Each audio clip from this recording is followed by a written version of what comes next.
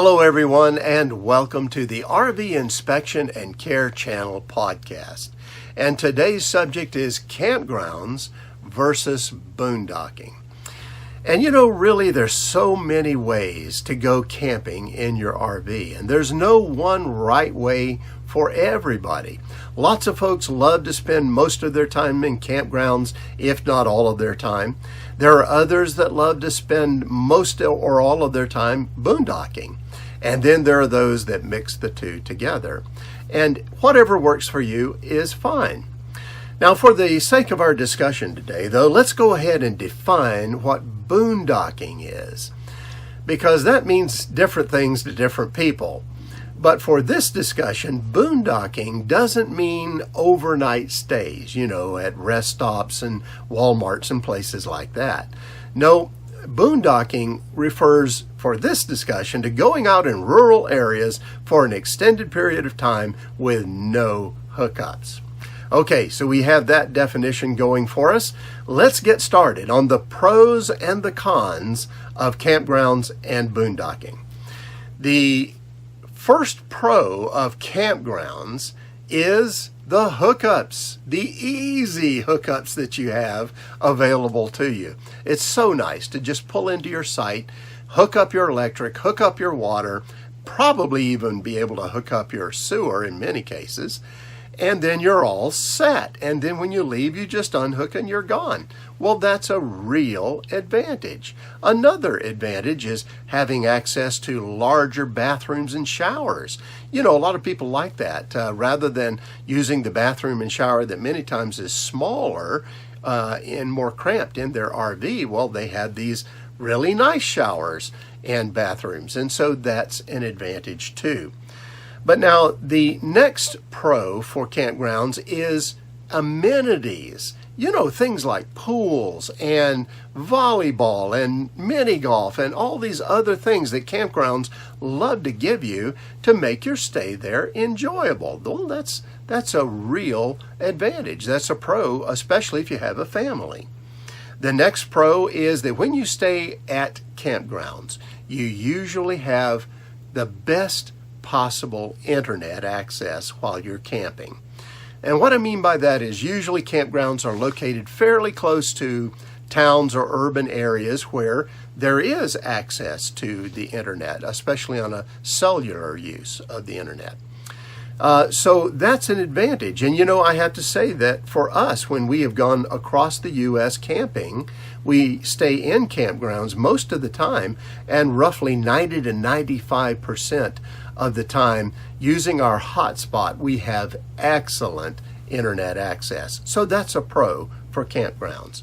The next pro is that you can plan your travels out in advance well if you're a planner. And the reason you can do that is because of reservations. You call in advance, you make a reservation, and so when you show up, you're pretty well assured you've got a spot. That's nice for those who like to plan in advance. The next pro is that you can often be very close to urban areas or towns or places that have attractions, like museums and things like that would be nice to go and visit. So that's a pro. The next pro is about security. It's not really about being secure, because that's kind of controversial. Some people that are boondockers are quick to tell you, hey, we're just as secure as anybody where we are, even though we're out there. There's no problem with security there. But we're not going to talk about that. We're going to talk about how people feel. And very often people feel more secure in campgrounds when they know, especially, that there's maybe a gate at the entrance or maybe a security force that patrols and things like that. So oftentimes people feel more secure in campgrounds. Well, now let's move on to the cons of campgrounds, because it's not all pros. And the cons, number one, is the expense of campgrounds. Yes, if you stay every night of the year in campgrounds, well, you're going to run up a pretty good bill if you don't have something like a discount membership or a membership like 1,000 Trails. You know, those can really bring your camping costs down quite a bit. But even so, you're still going to be spending more money in campgrounds than you will boondocking, and that's pretty clear. Now, the next con is that you're going to have to camp next to other RVers. And when I say next to them, usually there's very little separation between sites, and in some cases it's kind of ridiculous, you know, how close you are. In some campgrounds, you're within inches of each other's slides, and so that can be kind of irritating. So that can be a con for staying in campgrounds. The third one is a big one, and that is the irritation of some campgrounds. You know, when we're talking about staying next to other RVers, well, it could be any number of things. They could be playing loud music. Their dogs could be barking all the time. They could be just loud people, you know, have lots of people over and they're all just partying out there. Well, this can be a little bit of an irritation because you're really close by someone else, and that noise just filters right over to your campsite. Well, that's a con for some campgrounds. The next con for campgrounds is less nature intensive experiences. You know, campgrounds, many of them get you closer to nature, but you're not really immersed in nature like you are when you're out boondocking. So for some, that's a con because they still have to get out and drive to go to really be in nature. The last con is if you don't like to plan, if you're spontaneous, well, then you're going to have a struggle for reservations. You know, these days, especially after COVID, reservations are becoming more and more vital to be able to get a spot in campgrounds. And so if you're kind of spontaneous, the old days of just being able to show up and make sure you get a spot, well, they're getting harder and harder to find. So that can be a con with campgrounds. Now let's talk about Boondocking Pros, though. The number one pro of boondocking is it's cheap.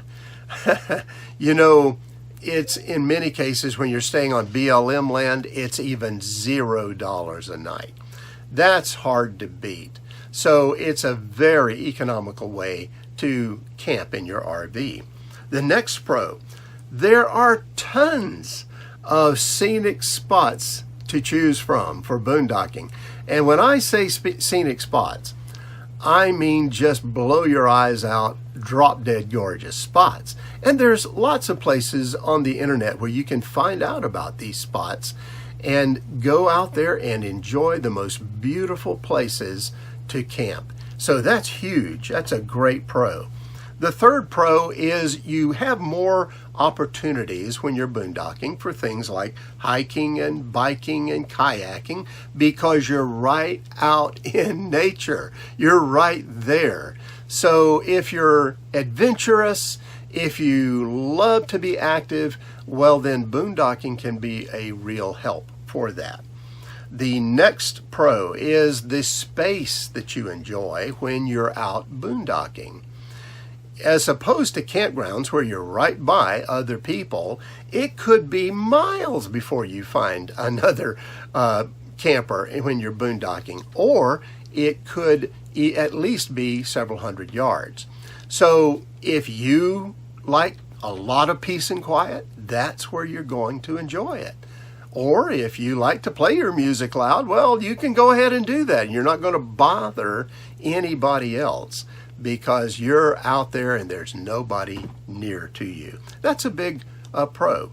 The next pro is that when you're boondocking, these boondocking spots are very often close to national parks and national forests. So you really have a lot to choose from in those areas, especially, again, if you're adventurous and you love nature. So all of those are great pros for boondocking. But what about the cons? What are the cons? And the number one con is that you have to get very good at conserving power and water. And if you don't, you're not going to be boondocking very long.